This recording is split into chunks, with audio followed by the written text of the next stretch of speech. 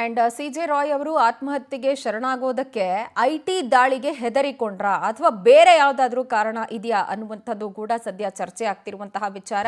ಬೇರೆ ಬೇರೆ ಆಂಗಲ್ಗಳಲ್ಲಿ ಸದ್ಯ ಪೊಲೀಸರು ತನಿಖೆಯನ್ನ ಕೈಗೊಳ್ಳಿಕ್ಕಿದ್ದಾರೆ. ರಾಯ್ ಆತ್ಮಹತ್ಯೆ ಸಂಬಂಧ Ashok Nagar ಸ್ಟೇಷನ್ನಲ್ಲಿ already FIR register ಆಗಿದೆ. ಕಾನ್ಫಿಡೆಂಟ್ ಗ್ರೂಪಿನ ಡೈರೆಕ್ಟರ್ ಕೊಟ್ಟಂತಹ ದೂರಿನ ಅನ್ವಯ ಎಫ್ಐಆರ್ ದಾಖಲು ಮಾಡಲಾಗಿದ್ದು, ನಿನ್ನೆ ನಾರಾಯಣ ಹಾಸ್ಪಿಟಲ್ನಲ್ಲೇ ನಿರ್ದೇಶಕ ದೂರನ್ನು ಕೊಟ್ಟಿದ್ರು. ಸಿ.ಜೆ. ರಾಯ್ ಅವರ ಸಾವಿನ ಕುರಿತು ತನಿಖೆ ಮಾಡಲೇಬೇಕು ಅಂತ ಹೇಳಿ ಕಂಪ್ಲೇಂಟ್ ಅನ್ನು ಕೊಟ್ಟಿದ್ದಾರೆ. ಅಂಡ್ ಆ ದೂರಿನಲ್ಲಿ ಕೂಡ ಅವರು ಅವರ ಕೊನೆ ಕ್ಷಣಗಳನ್ನು ಉಲ್ಲೇಖ ಮಾಡಿದ್ದಾರೆ. ಸಿ.ಜೆ. ರಾಯ್ ಅವರ ಕೊನೆ ಕ್ಷಣಗಳನ್ನು ಮಧ್ಯಾಹ್ನ ಲ್ಯಾಂಗ್ಫೋರ್ಡ್ ರೋಡ್ನ ಕಚೇರಿಗೆ ಬಂದಿದ್ರು. ಗಾಬರಿಯಿಂದಾನೇ ಅವ್ರು ಬಂದರು. ಕಾರಿಂದ ಕೆಳಗಿಳಿದು ಮೇಲಕ್ಕೆ ನಡ್ಕೊಂಡೇ ಬಂದ್ರವರು. ಬಂದಂಥವರೇ ಗನ್ಮ್ಯಾನ್ನ ಹೊರಗಡೆ ಇರುವಂತ ಹೇಳಿದ್ದಾರೆ. ಯಾರನ್ನು ಒಳಗೆ ಬಿಡಬಾರ್ದು ಅಂತ ತಾಕೀತು ಮಾಡಿ ಹೋಗಿದ್ದಾರೆ. ಆ್ಯಂಡ್ ಅವರ ಕೊಠಡಿಗೆ ಹೋಗಿ ಲಾಕ್ ಮಾಡ್ಕೊಂಡಿದ್ದಾರೆ. 15 ನಿಮಿಷದ ಬಳಿಕ ರೂಮಿನ ಒಳಗಿನಿಂದ ಒಂದು ಶಬ್ದ ಬಂತು. ಹೋಗಿ ನೋಡಿದ್ರೆ ರಕ್ತದ ಮಡುವಲ್ಲಿ ರಾಯ್ ಬಿದ್ದಿದ್ರು. ಕೂಡಲೇ ಅವರನ್ನ ಹಾಸ್ಪಿಟಲ್ಗೆ ದಾಖಲು ಮಾಡಿದ್ರು ಕೂಡ ಏನು ಪ್ರಯೋಜನ ಆಗಿಲ್ಲ.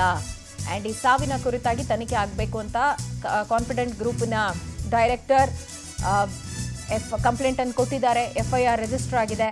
ಕಂಪ್ಲೇಂಟನ್ನು ನಾವು ಗಮನಿಸ್ತಾ ಇದ್ದೀವಿ. ಅವರ ಕೊನೆ ಕ್ಷಣಗಳು, ರಾಯ್ ಅವರ ಕೊನೆ ಕ್ಷಣಗಳನ್ನು ಅದರಲ್ಲಿ ಉಲ್ಲೇಖ ಮಾಡಿದ್ದಾರೆ.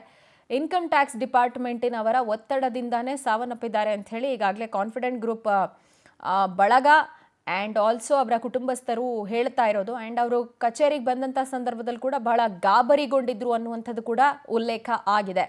Complaint and legal action for the death of doctor C J. Roy ಅಂತೆಲ್ಲ ಅಲ್ಲಿ ಕಂಪ್ಲೇಂಟನ್ನು ಕೊಡುವಂಥ ಸಂದರ್ಭ ಉಲ್ಲೇಖ ಮಾಡಿರೋದನ್ನು ನಾವು ಗಮನಿಸ್ತಾ ಇದ್ದೀವಿ. ಆ್ಯಂಡ್ ಲಾಸ್ಟ್ ಮಿನಿಟ್ಗಳು ಹೇಗಿತ್ತು, ಅವರು ಕಚೇರಿಗೆ ಬಂದಂಥ ಸಂದರ್ಭ, ಅವರ ಮುಖಭಾವ, ಅವರ ವರ್ತನೆ ಹೇಗಿತ್ತು, ಕಚೇರಿಯ ಒಳಗೆ ಹೋದಂಥವರು ಒಬ್ಬರೇ ಇದ್ದರು, ಏಕಾಂತದಲ್ಲಿದ್ದರು, ಯಾರನ್ನೂ ಒಳಗೆ ಬಿಡಬಾರ್ದು ಅಂಥೇಳಿ ತಾಕೀತು ಮಾಡಿದರು. ಅದಾದ ಬಳಿಕ ಈ ಘಟನೆ ಆಗಿದೆ. ಅರೌಂಡ್ 3 ಗಂಟೆಯ ಸಂದರ್ಭ. ನನ್ನ ಜೊತೆಯಲ್ಲೇ ಅವರು ಬಂದರು ಆ್ಯಂಡ್ ಕ್ಯಾಬಿನ್ಗೆ ಹೋದರು ಅಂತೆಲ್ಲ ಉಲ್ಲೇಖ ಮಾಡಿದ್ದಾರೆ. ಸದ್ಯ ಐಟಿ ದಾಳಿಗೆ ಹೆದರಿಕೊಂಡು ಅವರು ಸೂಸೈಡ್ ಮಾಡಿಕೊಂಡ್ರಾ ಅನ್ನುವಂತಹ ಪ್ರಶ್ನೆ ಸದ್ಯ ಉದ್ಭವ ಆಗ್ತಾ ಇದೆ. ಅಥವಾ ಇದನ್ನು ಹೊರತುಪಡಿಸಿ ಬೇರೆ ಏನಾದರೂ ಕಾರಣ ಇತ್ತಾ ಅನ್ನುವಂತಹ ಆ್ಯಂಗಲ್ನಲ್ಲಿ ಕೂಡ ಸದ್ಯ ಪೊಲೀಸರು ತನಿಖೆಗೆ ಇಳಿಲಿಕ್ಕಿದ್ದಾರೆ.